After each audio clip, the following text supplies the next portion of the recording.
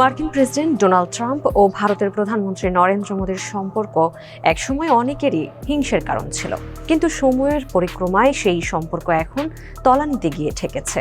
প্রথম মেয়াদের পরম বন্ধু মোদীকে দূরে ঠেলে দ্বিতীয় মেয়াদে পাকিস্তানের প্রধানমন্ত্রী শাহবাজ শরীফকে কাছে টেনেছেন ট্রাম্প।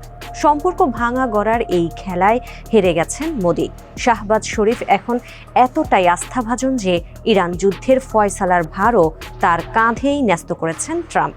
যুক্তরাষ্ট্রের এই স্নেহ দৃষ্টি ভূ রাজনীতিতে পাকিস্তানকে নিয়ে গেছে অনন্য এক উচ্চতায়, যে উচ্চতায় স্পর্শ করতে এখন রক্তক্ষয়ী সংঘাত ভুলে পাকিস্তানের সঙ্গে গোপন সন্ধি চাইছেন মোদী। পাকিস্তানের সঙ্গে সম্পর্ক মেরামতে ভারতের এই গোপন তৎপরতার কথা জানাবো টিভিএস এক্সপ্লেইনারে। সঙ্গে আছি তামান্না খন্দকার।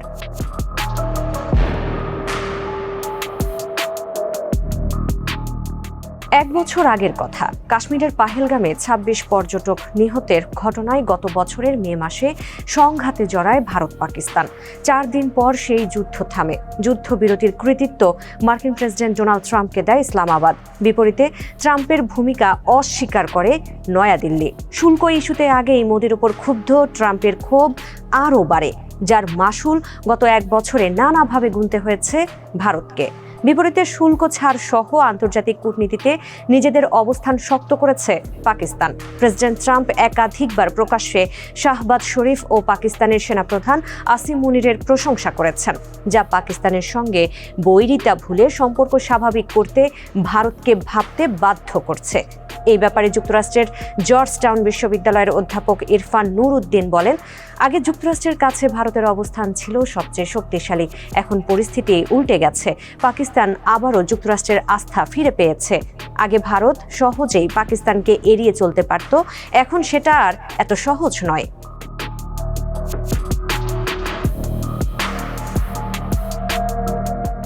গোপনে সম্পর্ক মেরামতের চেষ্টা চললেও উপরে উপরে এখনও কঠোর অবস্থান দেখাচ্ছে ভারত পাকিস্তান।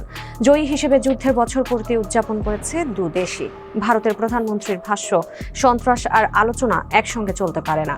ভারতীয় সেনাপ্রধান উপেন্দ্র দ্বিবেদী আরও এক কাঠি সরেস। তার ভাষ্য, পাকিস্তান সন্ত্রাসীদের আশ্রয় দিতে থাকলে তাদের ঠিক করতে হবে তারা ভূগোলের অংশ থাকবে নাকি ইতিহাসে হারিয়ে যাবে। ছেড়ে কথা বলেনি পাকিস্তানের সেনাবাহিনীও। আইএসপিআর এক বিবৃতিতে ভারতীয় সেনাপ্রধানের এই বক্তব্যকে অহংকারী, যুদ্ধংদেহী ও সংকীর্ণ দৃষ্টিভঙ্গির বলে উল্লেখ করেছে তারা।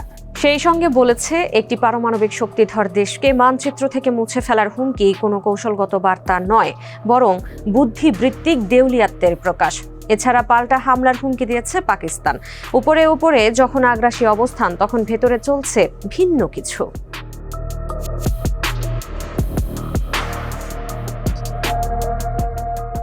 ভারত পাকিস্তান ঐতিহাসিকভাবেই দুই দেশ শত্রুভাবাপন্ন। তাই প্রকাশ্যে দুই দেশের নীতি নির্ধারকরা কঠোর অবস্থান দেখালেও গোপনে নিজেদের মধ্যে সম্পর্ক মেরামতের চেষ্টা চালাচ্ছে। সম্প্রতি ভারতের ক্ষমতাসীন মতাদর্শিক সংগঠন আরএসএস সাধারণ সম্পাদক দত্তাত্রেয় হোসাবালে এই আভাস দিয়েছেন। তার ভাষ্য, পাকিস্তানের সঙ্গে আলোচনার দরজা পুরোপুরি বন্ধ করে দেওয়া উচিত নয়, সংলাপের জন্য সব সময় প্রস্তুত থাকা উচিত। এই মন্তব্যকে ইতিবাচক হিসেবে দেখছে পাকিস্তান। দেশটির পররাষ্ট্র মন্ত্রণালয়ের মুখপাত্র তাহির আন্দ্রাবি বলেন, ভারত সরকার এই বিষয়ে আনুষ্ঠানিক কোনো প্রতিক্রিয়া দেয় কিনা সেটি ইসলামাবাদ দেখবে। ভারত অবশ্য এই ব্যাপারে এখন পর্যন্ত কোনো আনুষ্ঠানিক প্রতিক্রিয়া দেয়নি। তবে ভারতের আরও কয়েকজন প্রভাবশালী ব্যক্তি আলোচনার পক্ষে কথা বলেছেন। তাদের মধ্যে আছেন সাবেক ভারতীয় সেনাপ্রধান জেনারেল মনোজ নারাভানে। তার ভাষ্য, সাধারণ মানুষের সঙ্গে রাজনীতির কোনো সম্পর্ক নেই, আর জনগণের মধ্যে বন্ধুত্ব বাড়লে রাষ্ট্রের সম্পর্ক উন্নত হয়।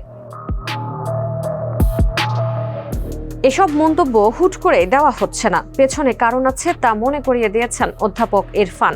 এই বিশ্লেষকের ভাষ্য, মোদী সরকার পাকিস্তান বিরোধী অবস্থান এমন জায়গায় নিয়ে গেছে যেখান থেকে হঠাৎ সংলাপ শুরু করা কঠিন। তাই আরএসএস বা অবসরপ্রাপ্ত সামরিক কর্মকর্তাদের দিয়ে বার্তা দেওয়া হচ্ছে, যেন বলা যায় এটি রাজনৈতিক ছাড় নয়, বরং সমাজের বিভিন্ন অংশের দাবি। সম্পর্ক মেরামতের চেষ্টা যে মন্তব্যেই সীমাবদ্ধ নেই, আলোচনার টেবিল পর্যন্ত গড়িয়েছে, সেটা সামনে এনেছেন পাকিস্তানের সাবেক রাজনীতিক জওহর সালিম। তিনি জানান, গত 1 বছরে ভারত ও পাকিস্তানের সাবেক কর্মকর্তা, অবসরপ্রাপ্ত সেনা সদস্য, গোয়েন্দা কর্মকর্তা ও সংসদ সদস্যদের মধ্যে অন্তত 4টি বৈঠক হয়েছে। এসব বৈঠক ভুল বোঝাবুঝি কমানো এবং ভবিষ্যতের আনুষ্ঠানিক সংলাপের ভিত্তি তৈরিতে সহায়ক।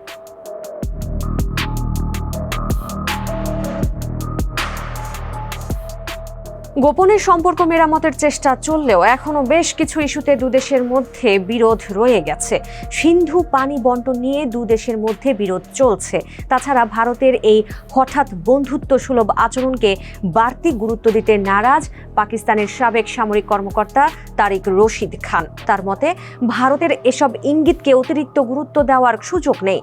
এটি হঠাৎ বন্ধুত্ব নয়, বরং বাস্তবতার কারণে তাদের কিছুটা নরম অবস্থান। ভূ রাজনীতি বিশ্লেষকরাও বলছেন একই কথা। তাদের ভাষ্য, ভারত ও পাকিস্তানের মধ্যে এখন সংলাপের সম্ভাবনা নিয়ে আলোচনা চললেও প্রকাশ্য সম্পর্ক এখনও গভীর অবিশ্বাস ও হুমকিতে ভরা। এই পরিস্থিতি কখন তাদের আবারও যুদ্ধের দিকে ঠেলে দেয় তা বলা বেশ কঠিন।